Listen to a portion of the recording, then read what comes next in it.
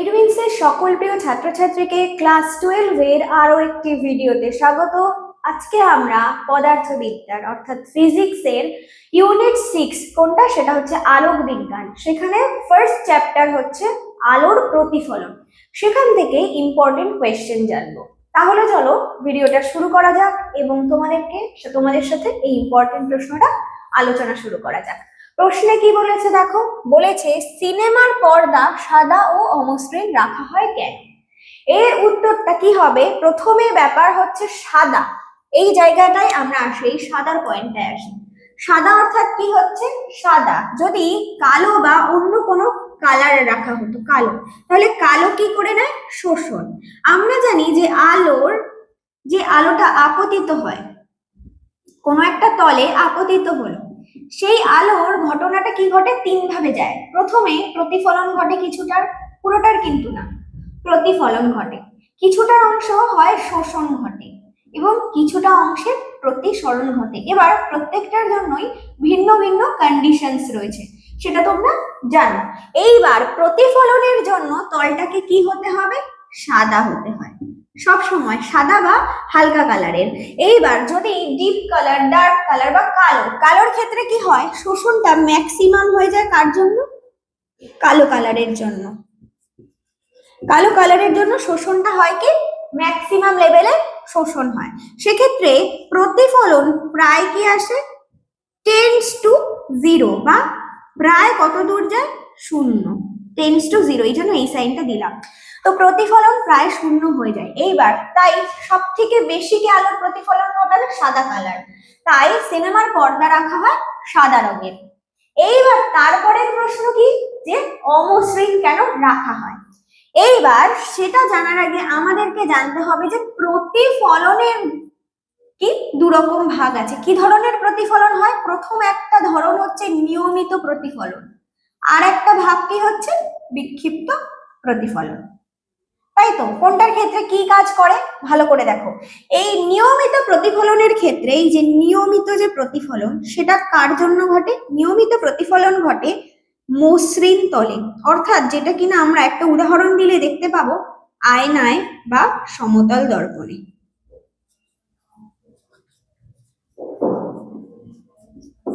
এটা ঘটে কার? নিয়মিত। এইবার বিক্ষিপ্ত ঘটে কার জন্য? বিক্ষিপ্ত প্রতিফলন কি সেটাই আমরা আগে বুঝবো। তাহলে এই জায়গাটুকু তোমরা বুঝে গেছো, আমি এই জায়গাটুকু মুছি। দেন বাকিটা কেন অমসৃণ রাখবো, তার মানে কি প্রতিফলন ঘটাবো? বিক্ষিপ্ত। কেন ঘটাবো সেটা দেখবো। চলো তাহলে এইটুকু দেখা হয়ে গেছে আশা করি।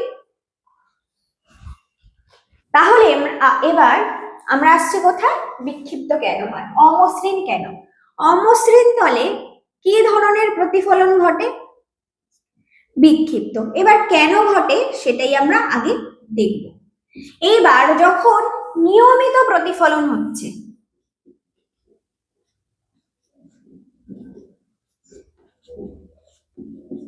এটা কি হচ্ছে? মসৃণ তলে হচ্ছে। চলো তাহলে আমরা আগে একটা মসৃণ তল ভাবি, ঠিক আছে? এটা হলো একটা মসৃণ তল। এইবার এই মসৃণ তলে আমি কি করব? প্রতিফলন ঘটাবো। যদি এই মাধ্যমটা স্বচ্ছ হয়ে যায় তাহলে কি হয়ে যাবে? লাইট এই পাশ থেকে এই পাশে প্রবেশ করে যাবে, যেটা আমরা চাইছি না। প্রতিফলন ঘটলে কি হবে? যদি এই পাশ থেকে এই পাশে ঢুকেই আসতে পারে তাহলে সেটা প্রতিসরণ হয়ে যায়।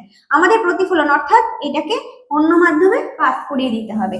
তাহলে আমি ধরলাম কি এইটা হচ্ছে সেই তল যেখানে প্রতিফলন ঘটছে। এইবার আলোক রশ্মি যখন সমান্তরাল আলোক রশ্মি এসে পড়ছে, তাই তো, সমান্তরাল আলোক রশ্মি এসে পড়ছে। এইবার প্রতিফলনের সূত্র তোমরা কি জানো? যে অভিলম্বের সঙ্গে কোনটা তৈরি হয়? কোণ তৈরি করে কি কোণ হয়? একটা আপতন কোণ আর একটা প্রতিফলন কোণ তৈরি হয়, যেটার মান কি হয়? সমান হয়। এইবার ঠিক আছে, প্রতিসরণের এই সূত্র অনুযায়ী আমরা কি করব? এখানে একটা অভিলম্ব আঁকবো।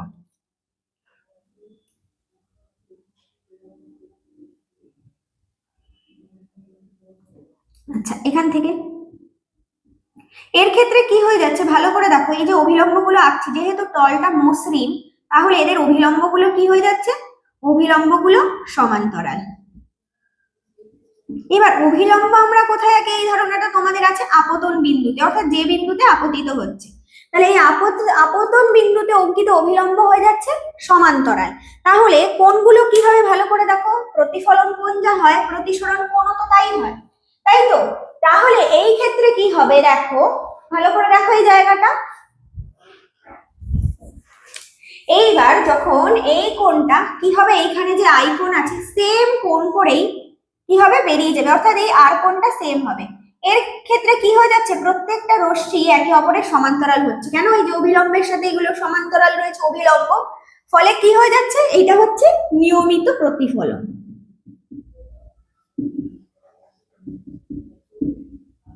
তাই তো? অর্থাৎ এই ক্ষেত্রে কি হয়ে গেল, রশ্মিগুলো সমান্তরাল ভাবেই একদিকে যাচ্ছে। এইবার ধরো সিনেমার পর্দা রাখা আছে, এখান থেকে যে রশ্মিটা যাচ্ছে সেগুলো কি হয়ে যাচ্ছে, সমান্তরাল হিসেবেই তো ব্যাক করছে, কারণ এরা সমান্তরাল গেছে, এরাও কি করবে, সমান্তরাল হিসেবে ব্যাক করবে। এইবার এইখানে পুরোটাই যে দর্শকরা বসে আছে, কোথাকার দর্শকরা খালি দেখতে পাবে যেখান থেকে প্রতিফলনের সমান্তরাল গেছে, চারিদিকে তো ছড়িয়ে পড়ছে না, ফলে সব জায়গার দর্শকরা কি দেখতে পাবে, নিয়মিত প্রতিফলনে পাবে না। এইবার তাহলে চলো আমরা দেখি বিক্ষিপ্ত প্রতিফলনের ক্ষেত্রে কি ঘটনাটা ঘটে সেটা আগে দেখে নিই। ভালো করে দেখে নাও, মুছে দিই তারপর। আশা করি দেখে নিয়েছো। এইবার আমরা কি দেখব, বিক্ষিপ্ত প্রতিফলনের ক্ষেত্রে কি হয়, অর্থাৎ যার জন্য কি তল লাগে, অমসৃণ তল লাগে, তাই তো? চলো তাহলে আমি একটা অমসৃণ তল প্রথমে এঁকে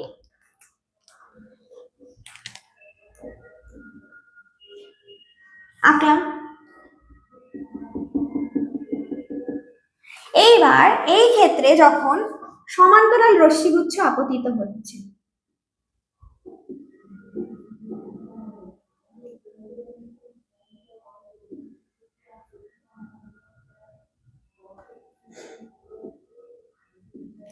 এইবার ভালো করে দেখো, এরা যেহেতু বিক্ষিপ্ত তার ফলে এদের অভিলম্বটা কিভাবে তৈরি হবে, দেখো এই আপতন বিন্দুতে ঢেউ খেলানো আছে, অর্থাৎ এর অভিলম্বটা তৈরি হবে এইভাবে, এর অভিলম্বটা তৈরি হবে এইদিকে, এর অভিলম্বটা হবে কিরকম, অর্থাৎ এদের অভিলম্ব কিন্তু তিনটে সমান্তরাল নয়। তাহলে এখান থেকে আমি কি পয়েন্ট পাচ্ছি, যে এদের অভিলম্ব গুলো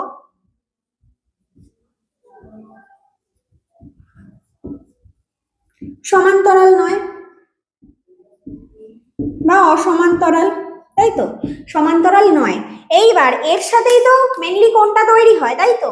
এইবার যখন কোণ তৈরি হবে এর সাথে কোণটা এইভাবে তৈরি হবে, এর জন্য কোণটা এইভাবে তৈরি হবে, এর জন্য কোণটা এইভাবে তৈরি হবে, ফলে কি হয়ে যাবে, আলোক রশ্মি চারিদিকে এই যে সিনেমার পর্দায় যখন পড়ছে সমান্তরাল, তখন কি বিক্ষিপ্ত প্রতিফলন, অর্থাৎ চারিদিকে ছড়িয়ে যাবে এই রশ্মিগুলো। এই যে ছড়িয়ে যাচ্ছে এর ফলে কি হয়ে যাচ্ছে ব্যাপারটা,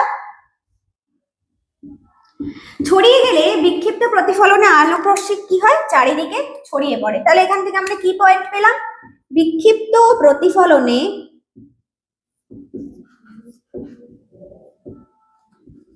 আলোক রশ্মি চারিদিকে ছড়িয়ে পড়ে।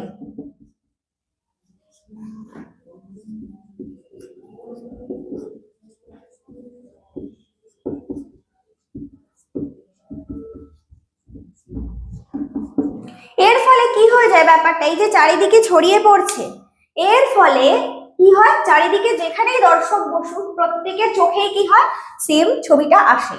সুতরাং কি হবে, নিয়মিত প্রতিফলন যদি হয়, মসৃণ রাখা হয়, তাহলে একদিকের দর্শক দেখতে পাবে, চারিদিকের দর্শক কিন্তু দেখতে পাবে না। তাই জন্য কি করা হয়, বিক্ষিপ্ত প্রতিফলন ঘটায়। তার জন্য কি লাগবে, অমসৃণ তল। আর যাতে পুরোটাই প্রতিফলন প্রায় ঘটে, শোষণটা যেন প্রায় জিরোর কাছাকাছি হয়, তার জন্য কে সব থেকে উপযোগী, সাদা রং। তাই সিনেমার পর্দা সাদা ও অমসৃণ রাখা হয়। আশা করি ব্যাপারটা তোমাদের কাছে ক্লিয়ার হয়ে গেছে, দেখে নাও ভালো করে। তাহলে চলো সেকেন্ড কোয়েশ্চেনটা শিখি।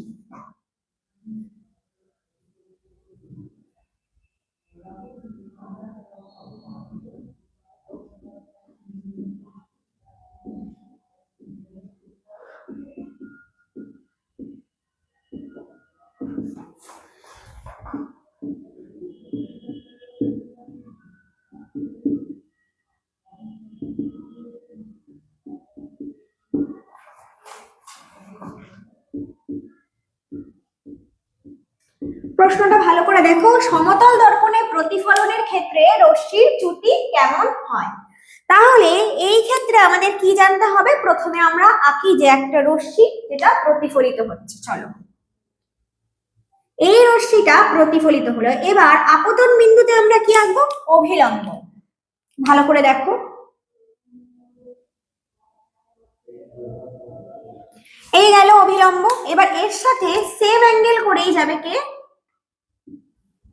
আই অ্যাঙ্গেল হলে এটাও হবে আই অ্যাঙ্গেল, যেহেতু আই দুজনেই সমান হয়। এইবার ভালো করে দেখো, আমি আঁকছি এ একটা রশ্মি ও বিন্দুতে গিয়ে পাস করলো, গিয়ে ও বি পথে ফেরত গেল, অর্থাৎ এ ও পথে আপতিত হলো, ও বি পথে প্রতিফলিত হলো। এইবার আমি দর্পণটা ধরছি এম এম ড্যাশ। এইবার ভালো করে দেখো রশ্মির চ্যুতি কেমন হবে, অর্থাৎ রশ্মিটা পাস করার কথা কোথা দিয়ে, পুরো এইভাবে যাওয়ার কথা ছিল বেরিয়ে, কিন্তু সে কোথা দিয়ে গেল, এই অ্যাঙ্গেলে চলে গেল, অর্থাৎ এইখান থেকে বেরিয়ে গেল। তাহলে এই যে যতটা বেরিয়ে গেল সেটাকেই তো আমরা ধরবো ডেল্টা বা রশ্মির চ্যুতি। তাহলে চলো এইখানে আমরা জেনে নিই, প্রথমে কি কোণ তৈরি করলো, আমি নাম দিচ্ছি যে ও পি অভিলম্ব। ওকে, এইবার ভালো করে দেখো কোণ এওপি, যেটাকে আমরা বলবো আপতন কোণ,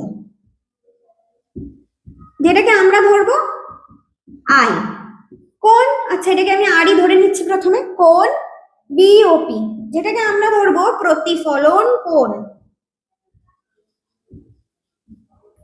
যেটাকে আমরা বলবো আর।